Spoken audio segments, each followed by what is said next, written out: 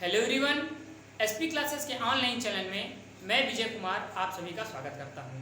आज की क्लास में हम क्लास 12 के फिजिक्स से ये टॉपिक सतत आवेश वितरण के बारे में पढ़ेंगे। ये छोटी सी इंफॉर्मेशन है, हम आपको बता दें एसपी क्लासेस के चैनल पर 12th क्लास का मैथ, 12th क्लास का फिजिक्स, 12th का केमिस्ट्री, 10th का मैथ, 10th का साइंस और 7th क्लास का मैथ आप ऑनलाइन पढ़ सकते हैं। ये सब सारी चीजें लगातार लगभग पर डे इनमें से चीजें अपडेट होती रहती हैं, अपलोड की जाती हैं। आप यहां से पढ़ सकते हैं।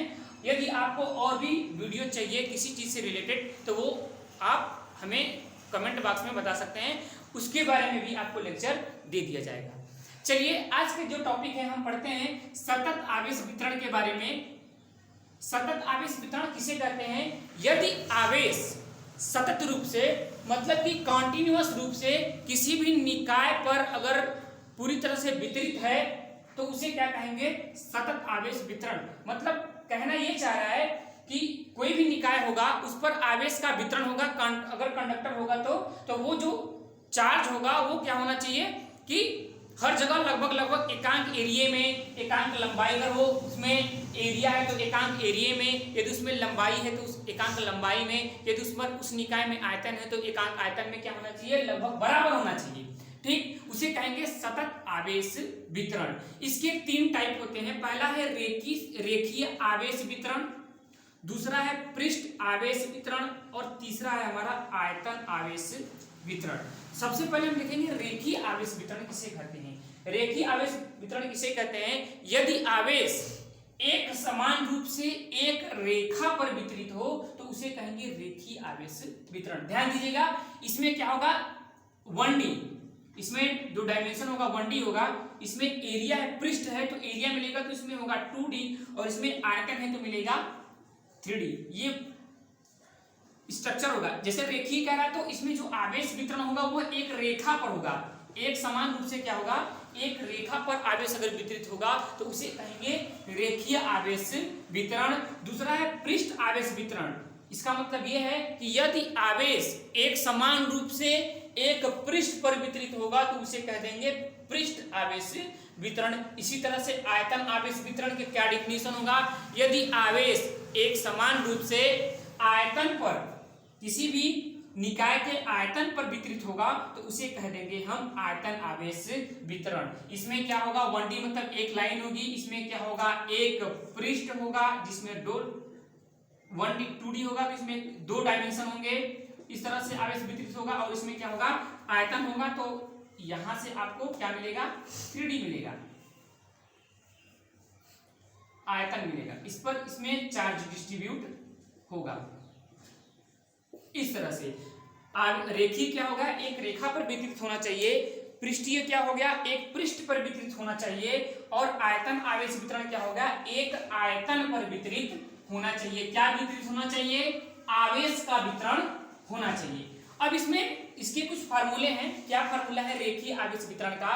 यदि एकांक लंबाई में क्या होगा? ये देखिए रेखीय आवेश वितरण है। आवेश का जो वितरण होगा वह एक रेखा पर होगा, एक रेखा पर होगा। यहाँ पर पृष्ठ आवेश वितरण पर एक पृष्ठ पर होगा। आयतन आवेश वितरण पर आवेश कहाँ वितरित होगा?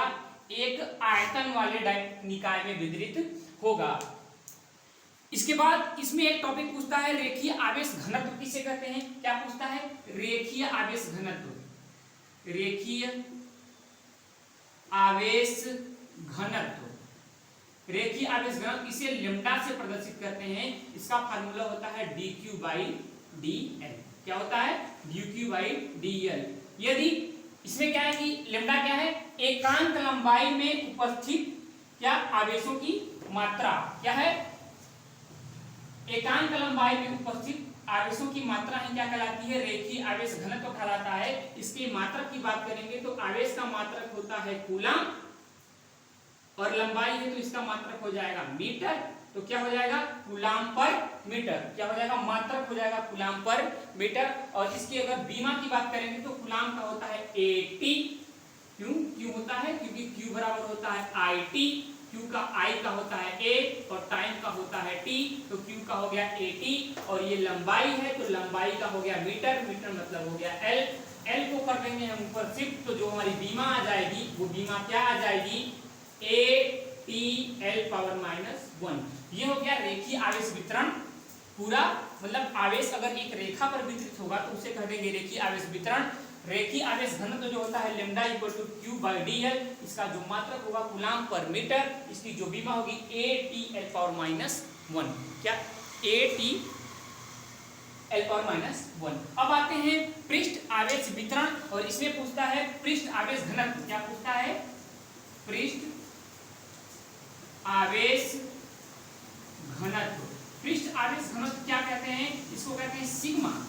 क्या कहते हैं, सिग्मा। इसका जो फार्मूला होता है dQ/dA। क्यों, क्योंकि एरिया पर आवेश वितरण हो रहा है, एक पृष्ठ पर हो रहा है, इसलिए हम क्या कह देंगे इसको dQ/dA।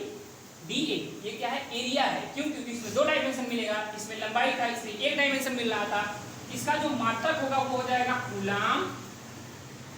कूलाम पर एरिया का मात्रक क्या होता है, मीटर स्क्वायर। क्या हो जाएगा, कूलाम पर मीटर स्क्वायर। बीमा की बात करेंगे तो यहाँ पर लिखेंगे AT और नीचे क्या लिखेंगे L स्क्वायर। क्या लिखेंगे, L स्क्वायर। इसको फाइनली L को ऊपर लेकर जाएंगे तो क्या हो जाएगा ATL पावर माइनस 2। इस तरह से इसकी बीमा हो जाएगी। इसका डिफिनीशन लिखेंगे तो लिखेंगे कि एकांक पृष्ठ पर उपस्थित आवेशों की मात्रा को क्या कहेंगे, पृष्ठ आवेश घनत्व कहते हैं। ठीक है। अगला देखिए आयतन आवेश वितरण किसे कहते हैं, ये भी हमने बताया आपको। यदि आवेश कहाँ पर वितरित हो, एक समान रूप से किसी ऐसे निकाय पर या आयतन पर वितरित हो तो उसे कह देंगे आयतन आवेश वितरण। और पूछता है इसमें कि आयतन आवेश घनत्व किसे कहते हैं, तो यहाँ पर हेडिंग है आयतन आवेश घनत्व। आयतन आवेश घनत्व। इसको हम किसे दिखाते हैं, रो से दिखाते हैं। इसको क्या पढ़ते हैं, रो पढ़ते हैं। इसका फार्मूला होता है dQ/dV। ये क्या है, आयतन है। तो क्या कहेंगे, एकांक आयतन में उपस्थित आवेशों की जो मात्रा होगी उसको क्या कहेंगे, आयतन आवेश घनत्व कहेंगे। इसे रो से प्रदर्शित करते हैं। इसको किससे प्रदर्शित करते हैं, रो से प्रदर्शित करते हैं। इसका जो मात्रक होता है, देखिए Q है तो इसका हो गया कूलाम, और ये dV है तो हो गया मीटर क्यूब, क्योंकि इसमें 3 डायमेंशन होगा, लंबाई, चौड़ाई, ऊंचाई, तो इसका हो जाएगा मीटर क्यूब। क्या हो जाएगा, मीटर क्यूब। और अगर इसकी बीमा की बात करेंगे तो कूलाम का होता है AT और मीटर क्यूब आयतन का होता है L क्यूब। फाइनली इसको ऊपर लेकर जाएंगे तो क्या मिलेगा, हमें मिल जाएगा ATL power minus 3। ATL power minus 3। इस प्रकार से ये हमारा जो टॉपिक है वो पूरा क्लियर है। अगर कोई प्रॉब्लम है इसमें, इसकी बीमा में या फिर इसके फार्मूले में या डिफिनीशन में, तो आप हमें एक बार कमेंट करके जरूर बताएं। आपका डाउट जो भी होगा वो क्लियर किया जाएगा। इस लेक्चर में इतना ही। इसको नोट कर लें। देखिए डिफिनीशन रटने की जरूरत नहीं है, फार्मूले से आप धीरे से धीरे जो भी डिफिनीशन होगा इसका बना लीजिएगा। अगर कोई दिक्कत होगा तो हमें बताइएगा, कमेंट करिएगा। आज के लिए इतना ही। नेक्स्ट लेक्चर में हम लोग बात करेंगे विद्युत क्षेत्र के बारे में। वो किससे रिलेटेड होगा, इसके पहले वाले लेक्चर में आपको कूलाम का नियम बता दिया गया था, उसी कूलाम के नियम से रिलेटेड होगा विद्युत क्षेत्र, विद्युत बल रेखाओं के बारे में अगले लेक्चर में बात किया जाएगा। आज के लिए इतना ही। वीडियो देखने के लिए धन्यवाद। अगर आप चैनल पर नए हैं तो चैनल को सब्सक्राइब करें, लाइक करें, अपने दोस्तों के साथ शेयर जरूर करें। अगर बात समझ में आ रही है तो एक बार एक प्यारा सा कमेंट जरूर करें। वीडियो देखने के लिए धन्यवाद। इसको आप नोट कर लें।